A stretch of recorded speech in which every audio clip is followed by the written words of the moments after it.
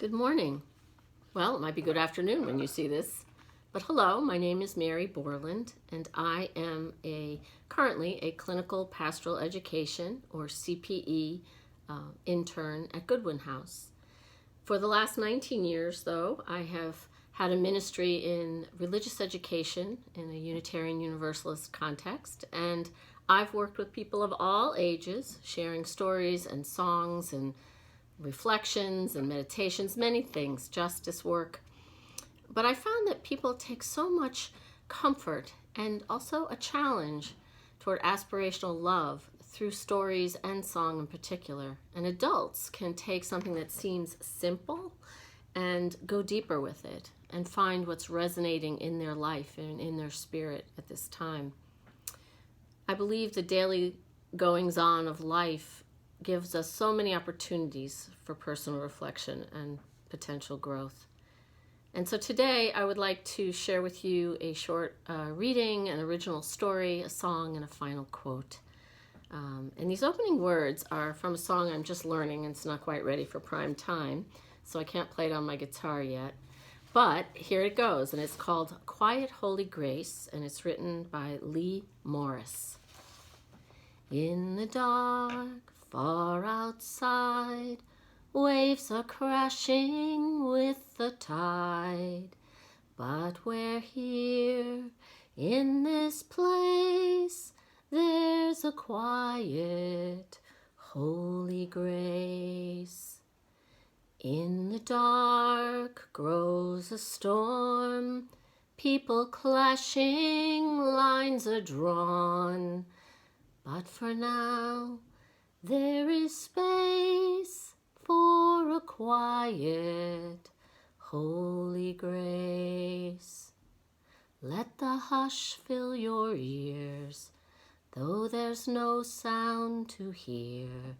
Against the throb of violence, a solemn sigh of silence echoes loud and clear. In the light, undenied, with your neighbor by your side.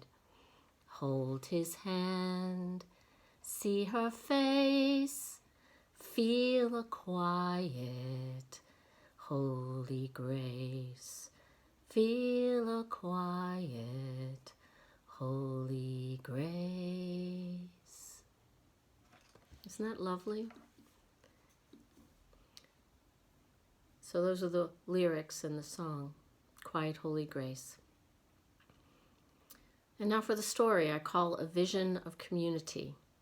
I was invited a few years ago to present a short all-ages worship on the theme of community.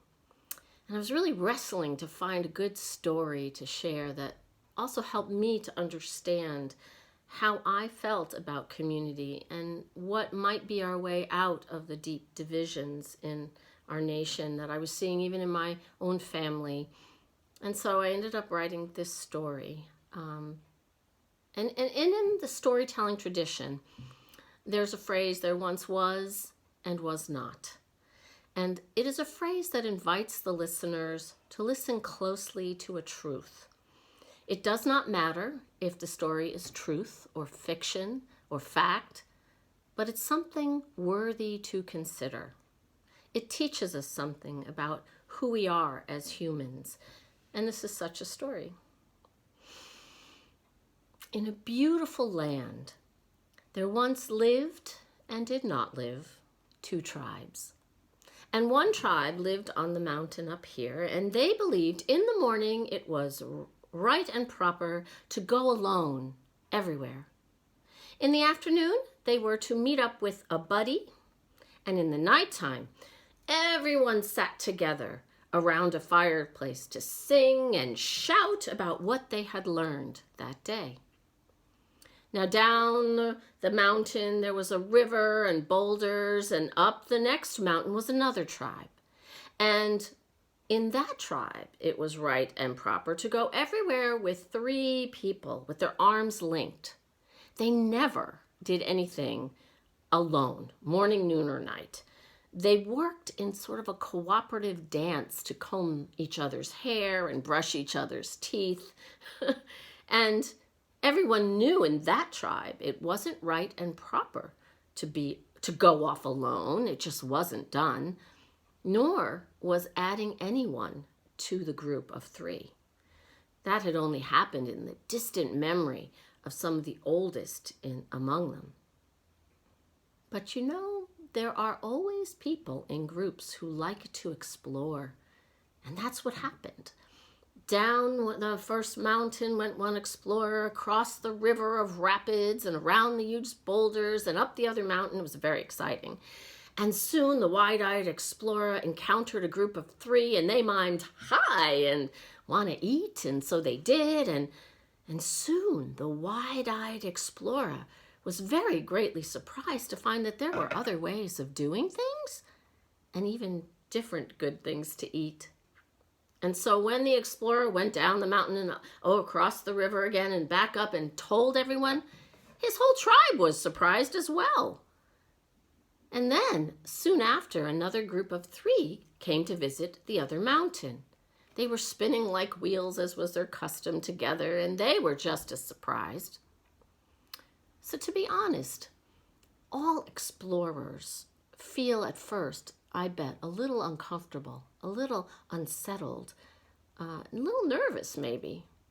You know, it takes time for the newness, the feelings of strangeness to wear off, to see people, to really see them as people. And soon, in this particular space, more people came down to the river to meet. It was halfway. And then they decided to build a bridge across and to create in the middle of the bridge a meeting house, a place of learning and liberation where both tribes could meet.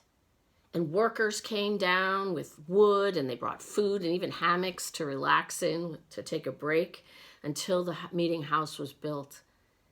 And people came. They came to learn each other's languages and hairstyles, and they came to ask, how is it that you came to do this or that in your community? And they shared music and stories too. But not everyone thought it was a good idea to spend time at the river. They are not like us, or how can you stand to be with people who think like that? We were fine before we met them, and it's not like it used to be. And over time, these voices got louder and louder until one day, each tribe had strict rules that said it was too dangerous to make the trip to the river, and so no one was to go there. And soon people began to feel like you couldn't even talk about the other tribe. And then a storm came, and the meeting house roof caved in. But you know, there are always those in a group who are brave and full of heart and vision, and they missed the community at the river.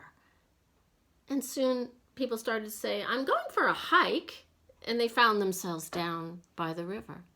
And they were overjoyed to see others from the other tribe there too. And with their feet dangling in the water, the people of both tribes came together to think about ways to rebuild. What do we need to build community? And they found these like really large bags, and they decided they would throw in things that they thought were important so that they could tie them up and bring them back home. So they threw in a bag of listening and truth. How about kindness and courage, trust and fairness? And a bag of miscellaneous, because you always have to have a bag of miscellaneous. I wonder what you think should go in the bag. But then someone asked, after they were done gathering all this, they said, how will we get these bags to both tribes at the same time? Because we need to start now. And the wisest one among them, now you can imagine who that might be, said, well, we must untie the bags and let these things loose into the wind and into the water. And especially then we can breathe in the spirit of community. So let's do that. Let's breathe in and breathe out. It's a big job. But let us intentionally, every day, listen with our hearts full of kindness to hear what is true for another person. Then we will know each other and care better for each other. And that builds a loving family, friendships, and community. Now, not all people show the great spirit of love at first, so give them a little extra special care because they are still learning.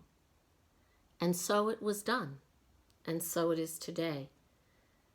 We can hold this vision to build a caring community, one interaction at a time.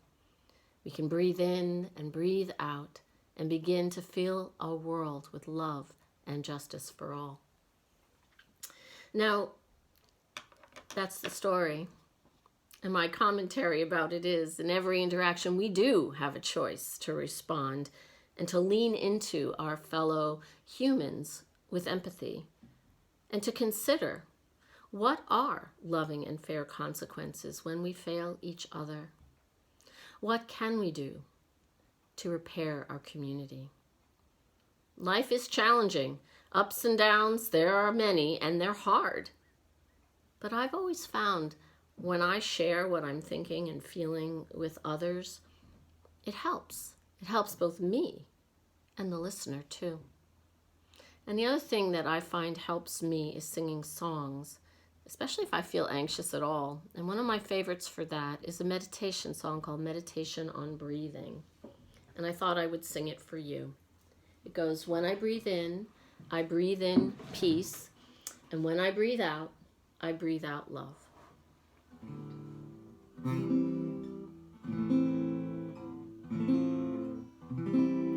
When I breathe in, I'll breathe in peace. When I breathe out, I'll breathe out love. When I breathe in, I'll breathe in peace. When I breathe out, I'll breathe out love.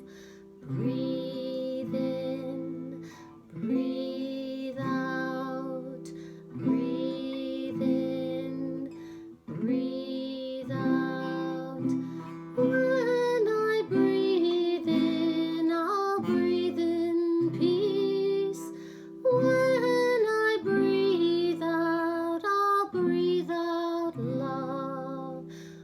Breathe in, breathe out, breathe in, breathe out.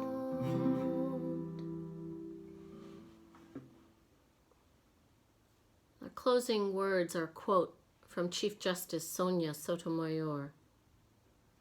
As you discover what strength you can draw from your community in this world from which it stands apart, look outward as well as inward.